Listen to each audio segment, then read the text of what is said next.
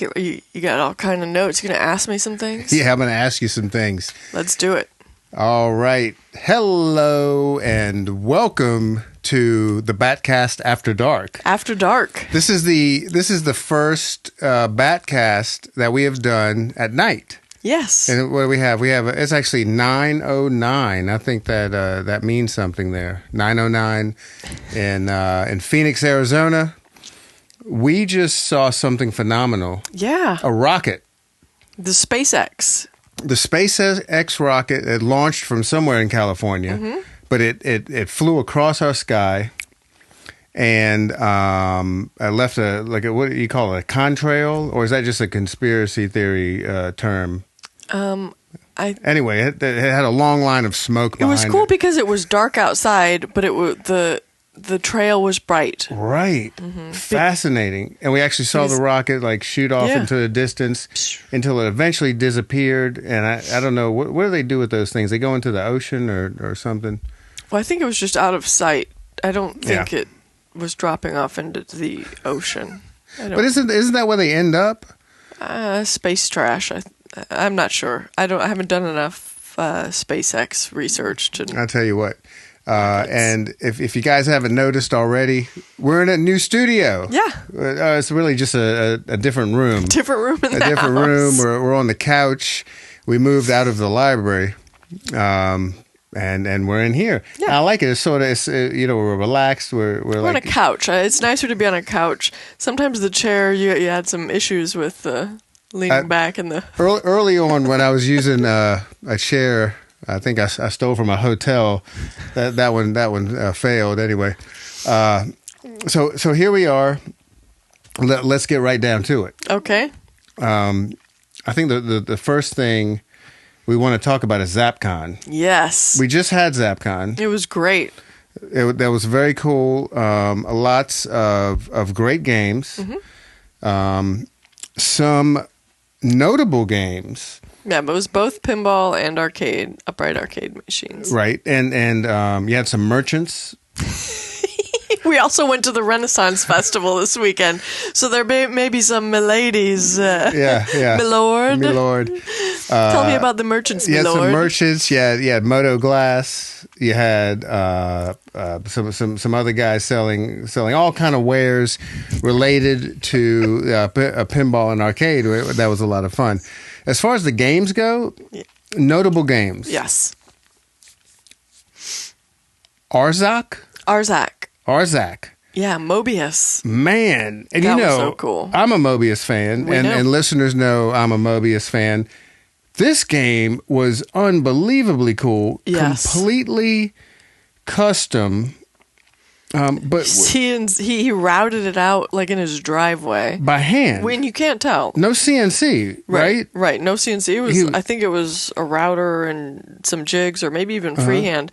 But it looked CNC'd. He did a great job. CW Goss. Before we forget, CW Goss made this machine. Amazing job, CW. And there's a pinside thread, so you can. I was about to ask. Yeah, you can follow. People can follow along with the whole build and see the finished product. Just search. It's ARZACH. Yes. Okay. So search that, and this is cool because usually whenever we're telling people about, or if you're telling someone, go follow along, this is nice because we're at the completion. The game is done, so you can go back and look 2 years ago or however many years ago how he started it. And right, it took a couple of years to complete this thing. So cool. Great job, CW. Another notable game, Computer Space. Yes. There was a working computer space. It was beautiful. The red one. Do you know who brought that? I think Derek, who is one of the new showrunners. Okay. Thank you for bringing that out. And there was an interesting story with this.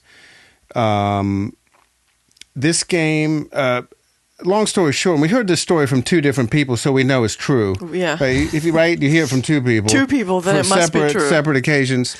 Basically, long story short, the game was somewhere, and somebody talked to the person who saw this game because they described it, and somebody in the know was like, "Oh my God, that's a computer space. Where is it?" Well, the guy took it to a Goodwill. Yeah, I think he said it's a lumpy, like a red lumpy arcade. Like it was a very bizarre description, but somebody who knew would know that this was computer space. Right. Okay, and it was somewhere in Arizona, and all they knew is the guy who owned it took it to a Goodwill. So multiple people drove all around Arizona. Who drove to all of the different Goodwills. Looking for a computer space. Yes. It wasn't working.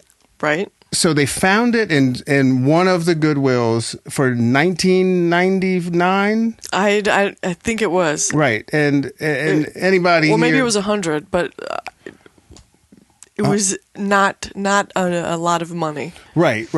Somebody told me it was like $20. I would believe that. Yeah. Either way, but that thing's worth 5 digits, right? Yes. Okay. And now it's working. And it was there, and you could play it. Thank you for bringing that, Derek. That was a neat experience because I've always seen computer spaces as showpieces, but I've never been able to play one. Right. Because they're never working. Right. This one was working. Do you remember? I sent you a photo from Joystick. Yes, he had all the different colors lined up. And that's an amazing. It's not an arcade. It's a retail shop. Yeah, a distributor. Is that in Houston? That's in Houston, right across the street from where the Houston Astros play. Okay. Very cool, and it has like a little speakeasy, old school, like I don't know, like Irish pub right next to it. It's built into the building. It's not just a freestanding. Another like in the street. Another notable game, Labyrinth.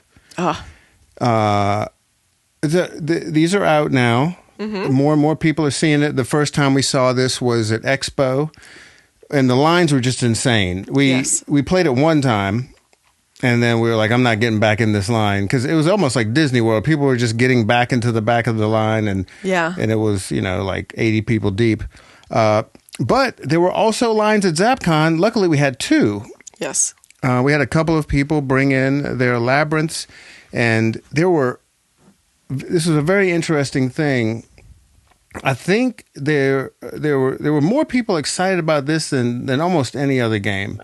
The lines were consistently several people deep for both copies, and you saw people like going and grabbing their friends and saying, "Come check this out." Yes, and then I saw several times where then those people would go and grab their like it was everybody was very excited about it and wanted to share it with their friends. Right. One of them had the topper. Yeah, I love that topper. I think that's the best topper. Katie and Olivia Helm brought that one. And best topper in pinball. Yep. And then another fellow brought the other one. And then this was a bigger surprise than any of the other games, because this particular game was announced the day before Zapcon. Barry O's Barbecue Challenge. The Barbecue Adventure.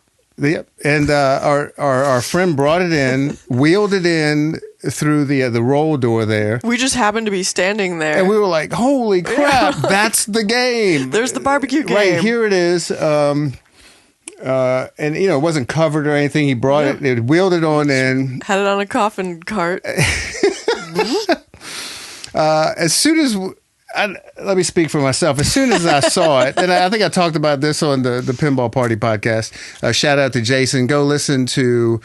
I don't know which it's labeled. We're on a recent episode. One of his recent episodes. But when I saw it, I was just like, okay, American is trolling us now, because visually it's not quite visually appealing. It's not stunning as a pinball machine, or as a cooler. I mean, it's not visually appealing.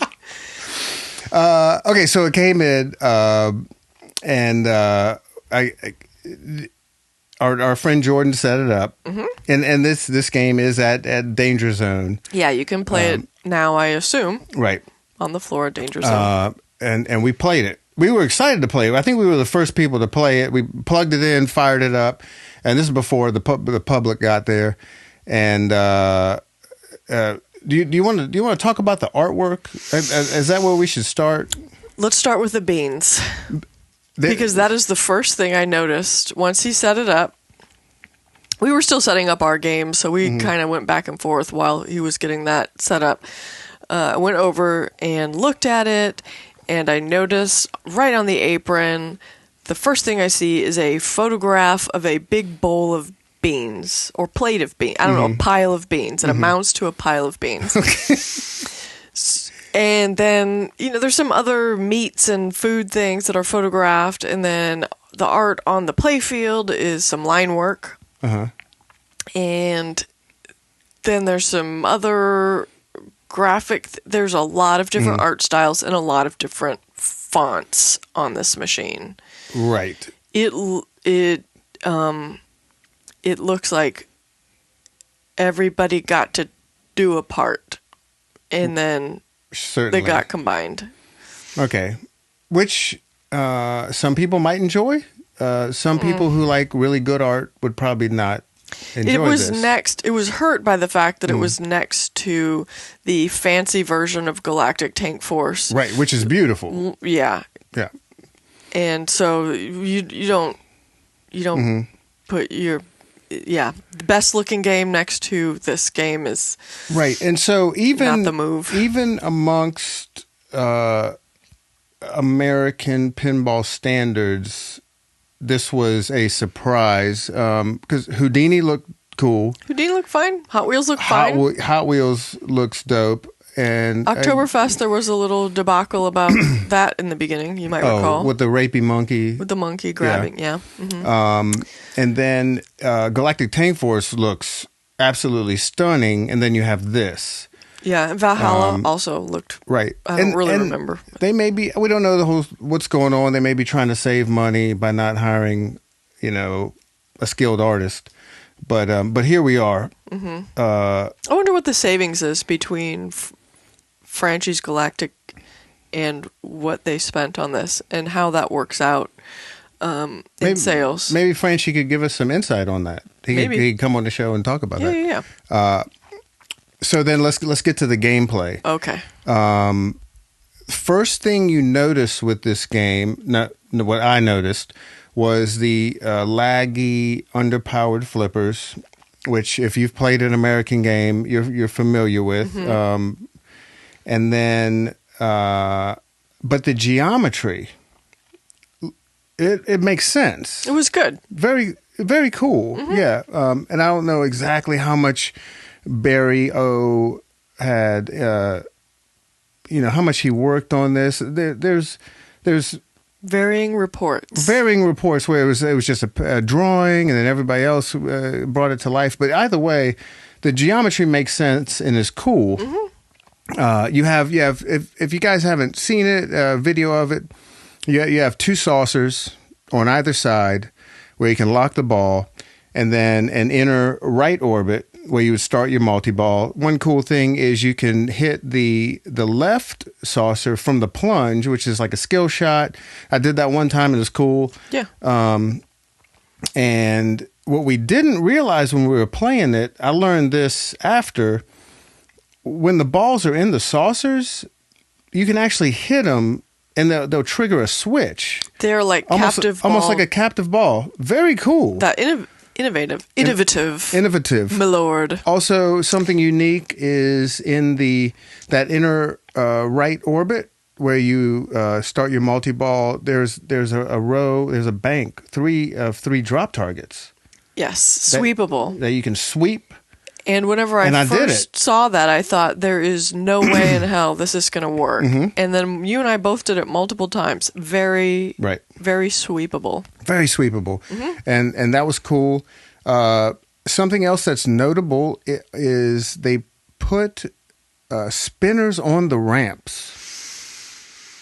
This is a good idea in theory, mm-hmm. and in practicality, I'm not sure that physics loves the positioning of this because it's not level. Your spinner's not going to be, because the pitch of the game changes. Right. Which makes for a spinner that doesn't go brrrr, instead it goes like vroom. Right. So like, or if you're lucky, vroom, vroom. Even if you nailed the ramp shot, your ball is losing inertia because it's going up, right? That's right. And then it loses more inertia hitting a spinner, a metal spinner. Lots of times, the spinner wouldn't even do a full rotation. It would just kind of flop up and go back down. I think part of this is the flip. Once you dial up the flipper power, I think you'll see the spinner improve, but it's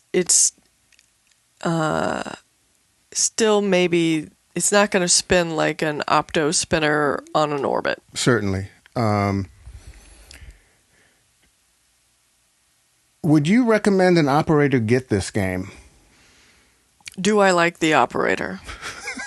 Let's say you love the operator. Let's say the operator's me. No. No? No.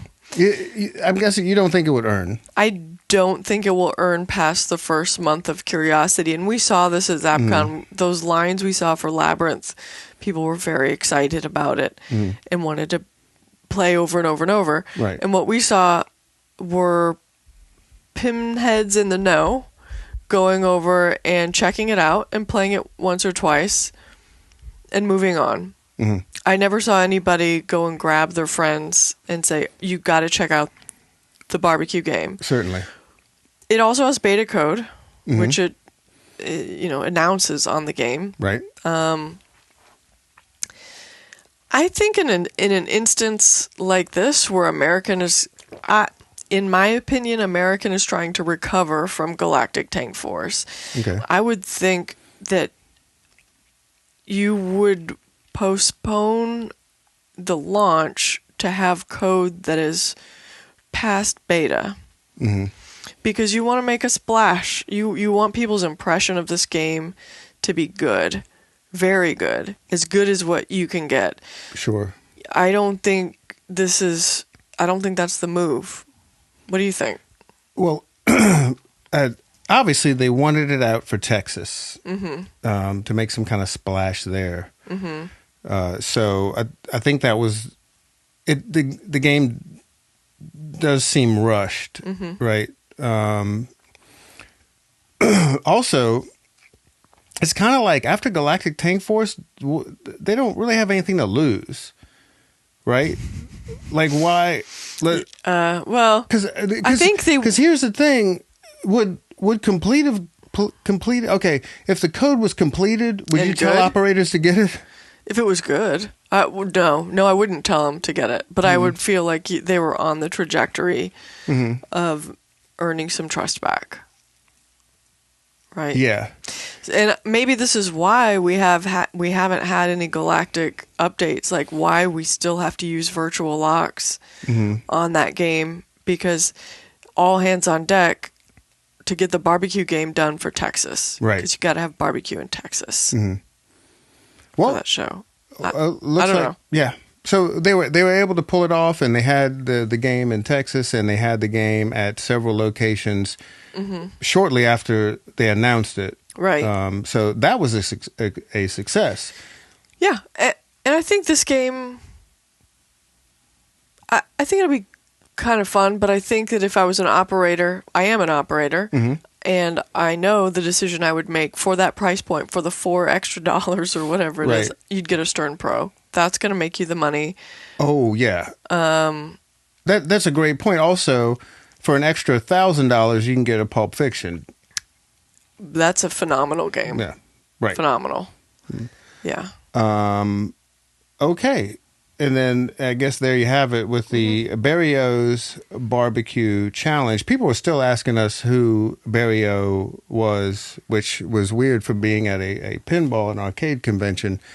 He's a much celebrated and successful The last designer. time I saw him was at Texas Pinball Festival. Really? We had breakfast.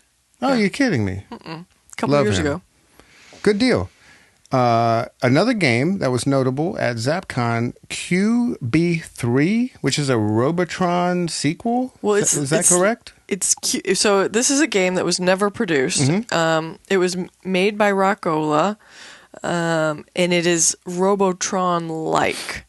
So if you know how to play Robotron, imagine you're playing Robotron on a cube. So you complete one face of the cube. Once you kill all the enemies, then it moves to a different face of the cube. So you keep rotating the cube until you wipe it out. Wow. From what I understand, I know there are no known copies. The game wasn't produced. Somehow, I believe it was Brian, another one of the Zapcon showrunners, got his hands on that code and completed it. I don't know what was needed to do all of that, but I know that this is a game that didn't exist. It was only it didn't exist, and now it does. There's one copy. I didn't know that until like the last hour of the show. Right. So I went in. We should have probably advertised it more, huh? Right. We didn't know. Cool. It was very cool that it was there. It worked. It was playable. It was fun. It looked like a production machine. Right. So it was really special to be able to play it. It was a neat thing to have at the show. Very cool. I watched, I think I watched Mike Vindicor play it. He probably did a better job than me. Yeah, he was excited about it. Yeah. He knew what was going on. He knew the lore? He knew the lore. Yeah. Yeah, very cool. Yeah. And speaking of Mike, Mike Vindicor hung out with us at the Game Room Goodies Stern Electric Bat booth. Yeah, it was a three-way booth. It was a three-way booth. It was kind of sexy. But what was cool about this, Game Room Goodies brought a bunch of their brand new Stern machines and monitors and had it all hooked up, Stern Insider connected. Mike brought out a hotspot with a Wi-Fi and all that stuff and a rig, and then made this location, our booth, a verified location. So people could get all of the verified achievements. People were logging in like crazy. There were lines. Lots. This is what absolutely blew my mind. There was a whole row of Sterns. You had Venom. You had two different Venoms. LE. And even a LE. Man, that mirrored back glass looked incredible. I'd never seen that. I hadn't either, and you really underestimate, because when you see the pictures of them all lined up online, it's like, that one's maybe a little shinier or something. Right. When you see them side by side, because we had a Pro next to an LE, that back glass, it's like, oh, I get it now. This looks killer. Yes. And we tried to get it from them. Mind if we just put in our Pro. A little swap? Yeah. So they had that. Didn't go for it. They had Stranger Things. They had a Walking Dead. Jaws Premium. Walking Dead Premium, though. Jaws Pro.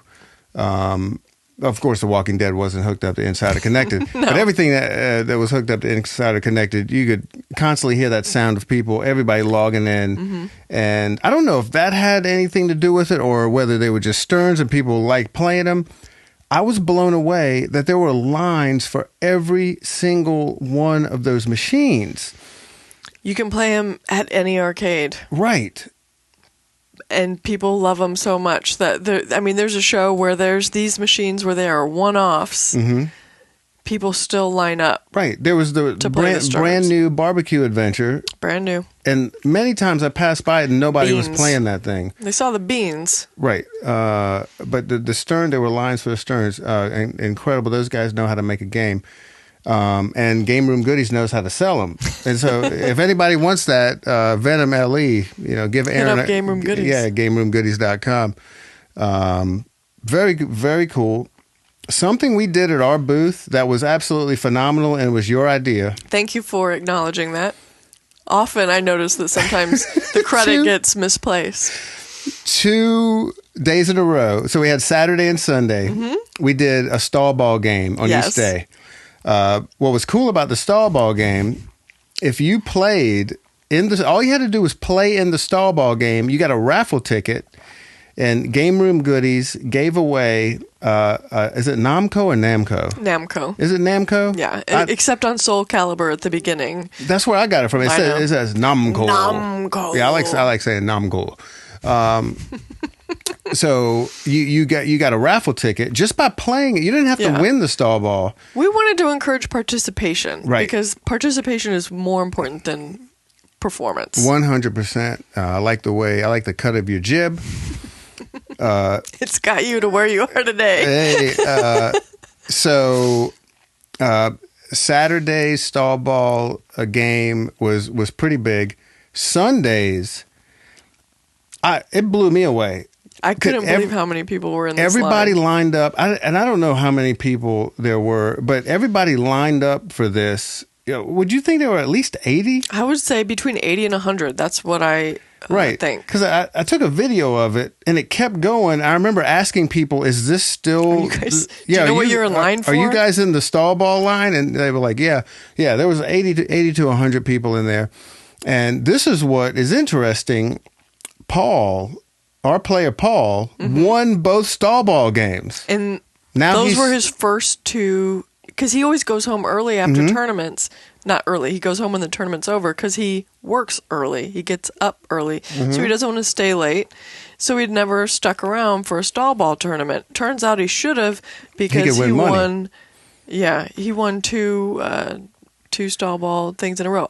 Did you say which Namco thing Game Room Goodies gave out? He gave out a cocktail table, a multicade, an official Namco multicade. Which was so generous, brand new. Very cool, and it's worth like $2,800. Yeah. And our friend Ty won that, and it wasn't rigged. It was totally legit, totally random. And if you follow our social media and the podcast, you know who Ty is. He is having a blast. He said he put the GC on every single game on that cocktail table. I think there's like 36 games on there. And his favorite game is Splatterhouse. Yeah, no surprise. Yep. That was very, very cool. And Zapcon was a great success. Everybody had a good time. And Stallball Paul was christened. He sure was. And so we are going to move on to the mailbag. The mailbag. Yeah. Or do you want to get to the earnings report first? Yeah, it's been I totally forgot about the earnings report. Well, let's do it real quick. Let's do it. We don't even have to do it real quick. We can do it real long. We can spend some time because we have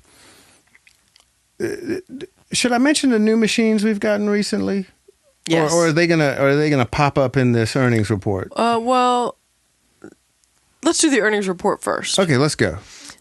Shoot. Because so the winner this month was Jaws. Not a surprise. It did not break the Elton John record. Okay. It earned very, very, very well. So Jaws first, Elton is second. And they were relatively close. And then it drops off almost by half. Oh, so wow. that's how high those two... excuse me. How much play those two games were getting. And then it goes to Godzilla. Then Stranger Things. And then Bond 60th. So we have 3 out of 5 Elwins in the top 5. Now, last month, I made a comment about how surprised I was, but Galactic was, I think it was in 5th place. That fell off. It is in 27th place. It is below Bally 8 Ball. Now, what I'm guessing, I would love to hear your opinion, but I'm guessing the people came in to see what was going on with Galactic. We talked ad nauseum about it on the podcast, and now they're moving on. Yeah, they played their couple of games. Some people enjoy it, but yeah. So now that has fallen off. We also the reason I didn't want to talk about all of the games that we've gotten recently is because we got Pulp Fiction. Oh, but it was right right before this earnings report, pretty close before it. So it didn't factor in. So we'll see next month. We'll see Pulp somewhere on there. Yeah, we'll see Pulp somewhere on there, and it earned in 3 days. It earned just about as much as Galactic did in the whole month. So wow. Okay, and people are loving Pulp Fiction. I cannot wait to see what the earnings end up being on this, because for the first 2 weeks, there were lines for this game like it was at a convention. Yeah. Right now, it's the only Pulp Fiction in Arizona in public. So if you want to play it, head on down to the Bat. This game is fun. Really, really good. This is one of my favorite movies. When there were... I wanted this game sight unseen. And it has absolutely blown away all of my expectations. How often do you get to say that? Like, how cool is it? This is a dream theme, Right. and they did it right. Like, they really... They did a service to the... Everything's great. They did everyone a solid. They did that's what I was looking for. Yep, the phrase that pays. They did everyone a solid. We all got the big solid, and this game is absolutely stunning. It looks amazing. It looks correct. It looks correct. It just looks like it should have been there. Mm-hmm. It's got inline drops. It's got cool locks. Fast spinners. It's a classic. Some people thought it was an older game, and they were wondering why they hadn't seen it. So it has this very classic look. There's no LCD display. It's all alphanumeric, but it has. And I'm glad these classic feeling games are coming back. Bond 60th, yeah, Pulp Fiction, kind of the barbecue game is kind of a throwback. Yeah. It's simple, like these simpler games. Yeah. One nice thing that I didn't say about the barbecue game that you just reminded me of is that the rules are simple on this, and that is often something that I want to go to. That's it. Okay. Pulp Fiction also has a good rule set. Yes. Pulp Fiction does a fantastic job of being very straightforward about, you can start a multi-ball doing this, or you can start a character, or you can gamble and try and start all of your characters at once, multiple characters at once. Right. They just did a great job of making a game with very simple rules that you could make complicated by the way you chose to play it. For sure. Difficult, I should say, not complicated. Right. So can we run down the top 5 real quick? Jaws, Elton John, Godzilla Premium, Stranger Things, and Bond 60th. Boom. Loving that. Are there any surprises in there for you? No. None at all. Right on.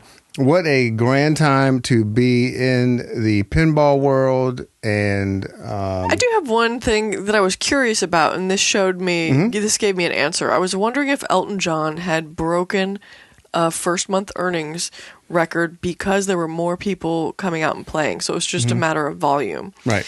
And the fact that Jaws didn't hit that mark, Jaws got to about 80% of that, tells me that it's not a numbers game, but it could also still, there's a lot of other things going on because Elton is still there, so people's, coins are divided. If Jaws had come out first, what would have happened? But I'm glad you brought up that point, because our first question from the mailbag touches on that. Okay. This is from Scott S. Okay. Excuse me, via email.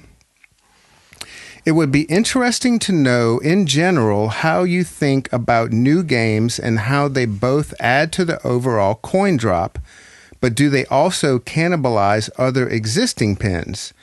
Are games fighting for a fixed wallet, coin purse, or do new games expand the overall wallet size? I think that new games get people into the arcade that may not have gone that week. So regardless, we know that for a fact because people tell us. Yeah. Some people drive over an hour when we have a new game that you can't play anywhere else in Arizona. Yeah, sometimes we have Canadians. That's We way do. more than an hour. Right. So that's a complicated question. I do think that the new games get a large piece of the pie, but I also think that it makes the overall pie bigger. More people are coming in because of those games. Sure. So that's my answer. Good. And I like that. I am going to agree with you so we can move right along. Okay. Also because it's the truth, right? I mean, I've looked at the data reason. and I feel confident in making that assessment. Okay, we got another question from Mr. Bauer. Okay. Local player. Mm-hmm. What are the highest play counts on the games that show them? I think they all show them, right? Or not the classics. The classics you could reset. Yeah. Mm-hmm. You can reset. Yes. So the ones that show them, the highest are Attack from Mars, and that was on location shortly before it was at the bat. So it has some pre-bat numbers. I'm not sure how many. Not a lot. Godzilla and Batman 66. All of those have 30 to 40,000 plays on them. Wow. Probably how much, closer to 40,000. How much do you think Knight Rider has?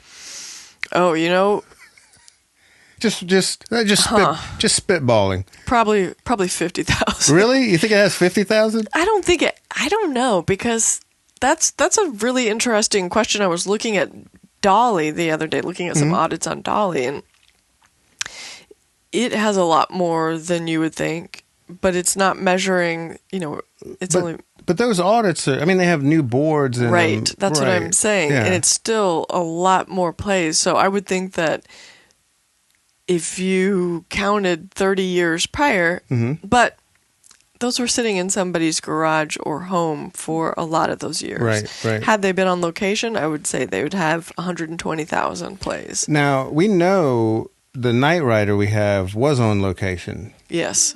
Because it has some modifications. Replacement where somebody tried to steal the quarters out of it. Someone crowbarred the bottom, Yeah, so now there's a very nice...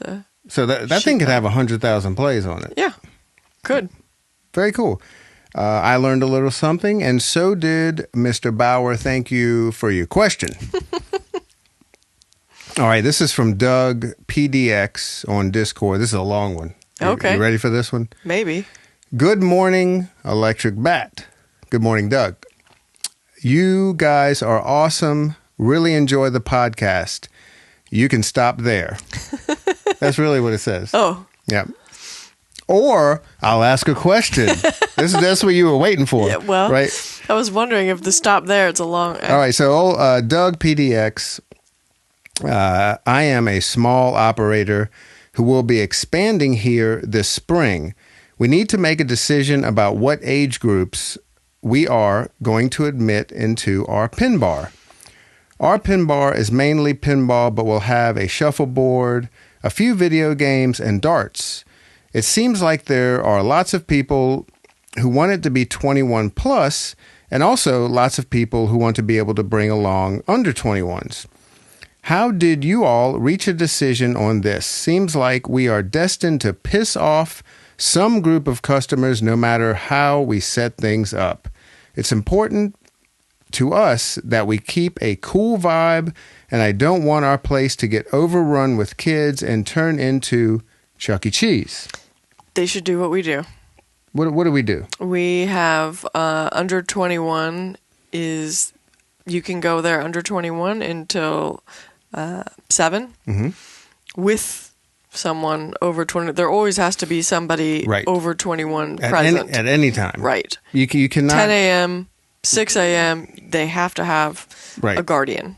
Okay. of So some sort. at no time can someone under 21 just waltz in and start playing games. Because, I mean, we are a bar with a Right. liquor license we have to protect. Yes. So, and then at night, it's 21 and over. And I think that's a great way to do it, because we get a lot of people thanking us. Like, they can bring their kid. During the day, they get to experience all that. And then at nighttime,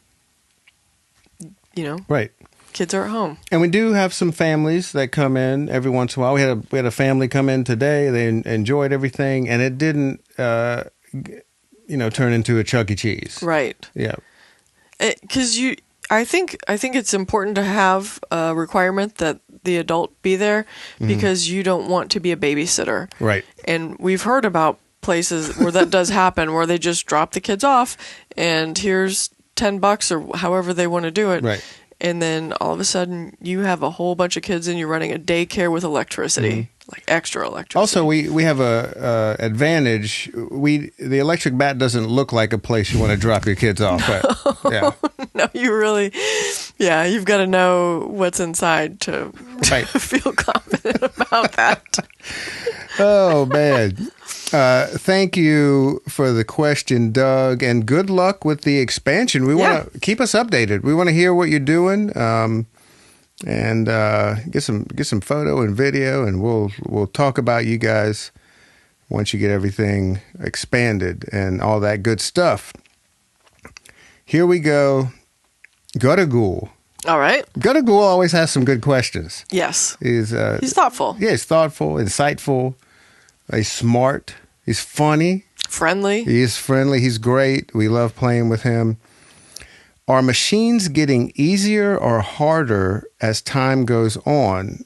Is the depth, fragility of software making breakdowns more frequent or harder to fix? Are the intricacies of new mechs or boards adding unnecessary failure points? Yes. Yeah, when I think about working on a classic Bally, there's not that much to break. Right. And whenever you look at most modern games, there's more things to break. So I would say that they are getting more breakable. There's also a lot more software side to help you diagnose it, at least in Stearns and Jersey Jack. Both of them do great things with their interface to let you know XYZ is screwed up. You need to fix it. So that's how I feel about that. What do you think? The only thing I could speak about is like the metal parts are not what they used to be. Yes, and that's not us being old cranky people. It's us with talk about the good old days of real metal, American steel. Back in our day, Pittsburgh really made some nice stuff. Sure, but we have seen this and have data about it. The steel is not what it used to be. But it's not just the steel, although that is an issue. It is the manufacturing. We're seeing lots of times the peening on these coil stops fail, and that's not a Stern specific. Correct. We've seen that across manufacturers. Yep. But one of the big things we noticed when the quality of steel dropped, and I don't know did we ever talk about this when we were working at Marco Specialties? I think we did talk about it, but we can just real quickly. Recap.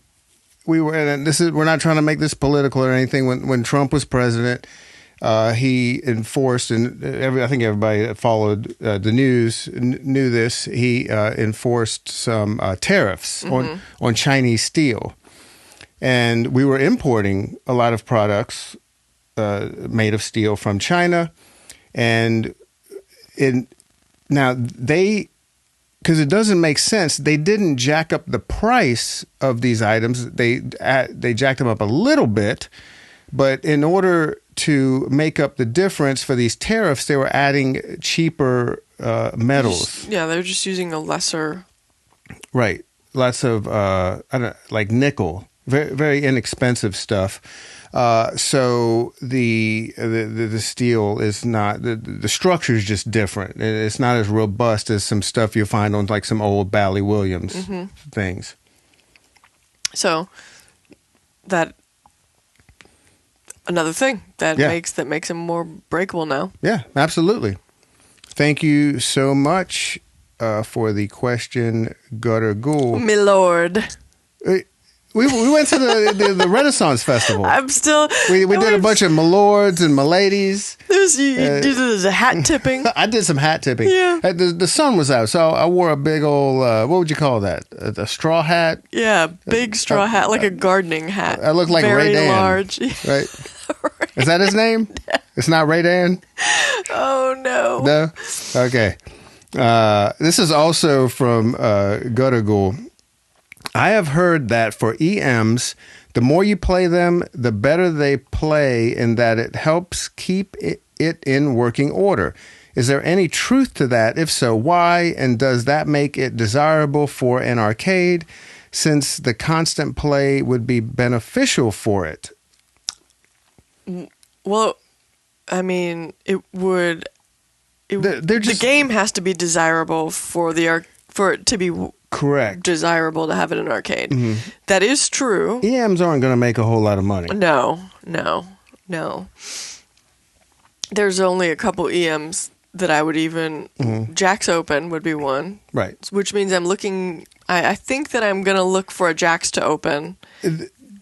which is the solid state, much later version of Jacks Open. So are you putting that out there? Yes. If somebody has a Jacks Open, a Jacks 2 Open, that's the solid state version of Jacks Open, and that's a Gottlieb. EM. It's a Gottlieb. Mm-hmm. Yeah. There's a couple of EMs that I think are fun. By and large, I don't think most EMs are that fun. They do keep working better the more you play them, and that has to do with like the carbonization, like with just gunk getting on the switch. You want that good sear, right? Isn't that the Maya? Yeah.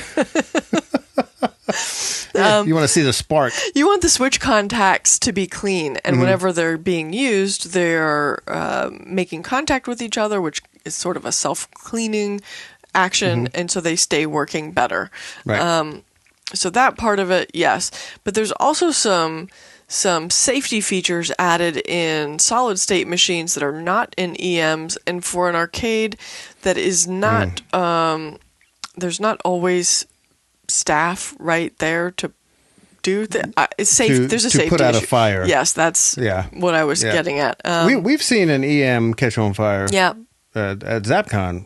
We had the... Yeah. Well, I saw somebody running with a fire extinguisher. I don't know if it had to be used, but that might have been me. the good times at Zapcon. Yeah, I think there was not actually flame at that point. That's kind of that was many years ago. Yeah. Somehow that makes it better. This isn't a question from the mailbag, but and I can't actually. A couple of people have asked me this. Would we get... Are you okay? I just spilled water all over myself. It's cool. Okay. If you're not watching the YouTube version of this, head over there while Rachel is dribbling water down her shirt. People have asked, multiple people, very excited, are we going to get a Princess Bride?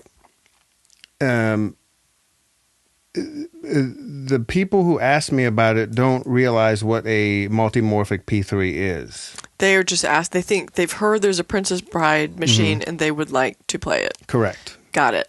I wanted to know if we would get it. We aren't. There's no way we would. No. We wouldn't roll the dice with that. No. We love Jerry, and the machines are fun to play. I enjoy playing them at shows. We played them at conventions, but it just doesn't feel like a pinball machine. It's not, and I worry with the volume that we get of play. I worry about how well it would hold up. Right. I think it's a fine at-home thing. I like the idea of being able to swap out the various modules. Well, But I also like. I want to be able to swap out more than the back third. Right, sure. Now, let's rewind a little bit. There are people listening who have no idea what a multimorphic P3 is. Oh, okay. It's shaped like a pinball machine, but it's sort of a cross between a pinball machine and a virtual pin. It has real flippers, real balls, real mechs on the back half of the machine, and the play field about two-thirds of it, would you say? I think so. Is a monitor. Is a monitor, which is super cool. If you ever run into one, you have to play it. It's something else. But because the play field is a monitor, the flipper mechs cannot be under the play field. They can't drill through it. Right. So the mechanism that works the flipper is above the play field, which it gives it a different feel. It's not going to feel like a Stern or a Bally Williams. And I haven't definitively heard from anyone who has actually operated them in public. So I don't know how they hold up, but I have seen them hold up well at conventions. Yeah, it'll hold up for a weekend. Yeah. We know that. A heavy play weekend. Right. Something else that keeps me from buying one is because it is so different, just the way it's put together. I don't want to work on it. I don't want to have to have that skill set or those parts around. That's just because we're busy keeping. Gosh, we have like 75 pins between. We've got a lot to work on. Yeah, and we're having a great time doing it. Yeah. Thank you for doing all this with me. Thank you. This has been great, milady. Huzzah! What is coming up at the bat? Do we have some tournaments? What's going on? We have our Jaws launch party this weekend. Oh, very cool. So it's going to be March 23rd at noon, and it is going to be a max match play format, which is that's a blast. Always a good time. That's a heads up. Head to head. A head to head. Okay. So we're going max match play qualifying and a subsidized Amazing Race finals format. Wow. Because Amazing Race is one ball play, we decided that it would be that people can just put in one token and we'll cover the rest. Oh, how cool is that? Yeah. That is very nice of us. It is. I didn't even know about that. Yeah, I made. Yeah. Okay. Actually, I was talking. The reason that it was something that I had thought about before, and then Roland brought it up, thinking about doing some other big tournaments with Amazing Race, and I'm thinking about myself on the player side of it. If I'm only going to play one ball, I don't want to pay $1 or 50 cents. I want. Right. I want it to feel.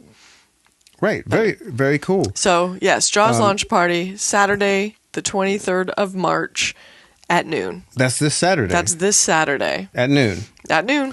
And the prizes? All kinds of Stern stuff. Also, lots of, we have lots of T-shirts. There's going to be a lot of giveaways. Very cool. And therefore, we're giving away both the banner and the translite as random awards, not to the first place. The first place winner is going to get the plaque. The other stuff is going to be given randomly, so that way people have a chance to win the cool prizes, even if they don't consider themselves to be the most likely to win. I love the way we do that. I do too. We really knock it out of the park with all these things we do. Yes. Wouldn't you say? I would say that. But I think it's so important. And I think that both you and I think that that's really important to encourage, again, participation over performance. The performance will come, but you have to want to be there and have a great time. And we like good times. And one thing about us we're having a good time that separates us from other people is we love we the like good times. Hey, the good times are what it's all about. Well, yeah. Okay, other than the Jaws launch party, we of course have League Tuesday night party. We've been having a lot of people coming from out of town because we had what was the big event? We had the baseball thing. Spring training. Spring training in Arizona is a huge thing. Still going on. I'm pretty sure that's why we. There are people from everywhere. Like coming and playing with us. League nights. You can just come and play. You're more than welcome to just come play one night. You don't have to be. Yeah, it's not like what I imagine a bowling league to be like, where you have to be like signed up and then you play the league. You can walk right in. This is open to everybody. You don't even have to know how to play pinball. Just come and ideally you would know the basics. Have a good time, right? Like the start button and the left and right flippers. And that you play in an order. On our website, electricbatarcade.com, you can go there and see the full tournament calendar. Yeah. Because there's some other stuff coming up. We don't want to talk about it right now because we don't want to overshadow this wonderful Saturday with the Jaws launch party. If you want to be overshadowed, go to our website. Yes. Also, you can stop at the merch page. Oh, yeah, the merch page. You can grab some, we have the pin towels. You get shirts. We have hoodies. We have shirts and all that good stuff. And also, I did something very cool. We use Squarespace for our... They're not sponsoring us, but I have to mention that. It's very easy to use. And if you want to build a website, I recommend it to you. Last year, I didn't even notice this. Like on January of this year... they broke the links to our Amazon tools, so I had to go back in and redo all that. Oh. So if you go to electricbatarcade.com and then there's a tool link, we have a bunch of tools from Marco Specialties, which is a very celebrated sponsor of the show. Yes. And so we have all the tools, pinball specific tools that you can't get on Amazon on that page, and then now we have all the Amazon stuff back. You should add those my new wrenches. Already did. Oh, yeah, already did it. Look at you. What's up, huh? Man. I'm on the ball. You are on the ball. You like that? I did it again. Yeah. Nice. Yeah, so go there, go to the website, learn about the tournaments, grab some tools, and what else? I need to update. The games part is out of date by several years. Right. I need to update, put some photos of the games. Yeah. But if you really want to see what games we have, I would check pin maps. Yeah, pinball maps. And and all that good pretty stuff. Pretty up to date. Yeah. Okay. Come play Pulp Fiction. Come play Pulp Fiction. We have that. If you're there at 7 a.m., there may not be a line. Right. Oh, that's a good point. We are open 6 a.m. to 2 a.m. every single day. Every single day. That's all I have on the show notes. Did you have anything to round up? I want to point out your awesome shirt. My shirt. We got kind of a meta thing going here. This is a shirt that Jard had made for you for a present, and it is made from some cuts of us doing a podcast. Yep. That's me. That's Cale. And that's me at the bottom. We're wearing Logan Arcade shirts. And what this is a Jard made this for me, and it says, "Let's talk about your husband's jiu-jitsu awards." And that's my face being acting like you're interested in my jiu-jitsu awards. You do. I am. You love jiu-jitsu. Yes, very much so. You don't do it, but you love observing, and you come. You've watched me compete. Yeah, like how some people watch things like the Super Bowl, but they don't play. They don't actively play football. Right. They just every like day. the snacks and the camaraderie. Yeah. The rooting for the various people. Right. The underdogs, the overdogs. Arguing about Taylor Swift. Yeah. She won the Super Bowl. Yeah. Sorry, Jason. So that's all I have. What do you think? I think I look forward to seeing people at the arcade. Yep. And I like this new studio. I like the vibe. I like chilling on a couch. I think we're going to do a lot of great stuff here. Yes. This is very comfortable. It's like It's how we Very are. cool. We have a cat somewhere, and we thought the cat would show up, but she didn't. She stayed away. Yeah, but thank you all for joining us. We will be at the arcade at least 6 days a week. Yeah, pretty much Drop always. by and knock on the office door and ask us what's going on, and we'll tell you. But I think right now the bats are out, and we'll see you next time. We'll see you next Do time. we do the secret handshake? Yeah. Thanks for joining us, guys.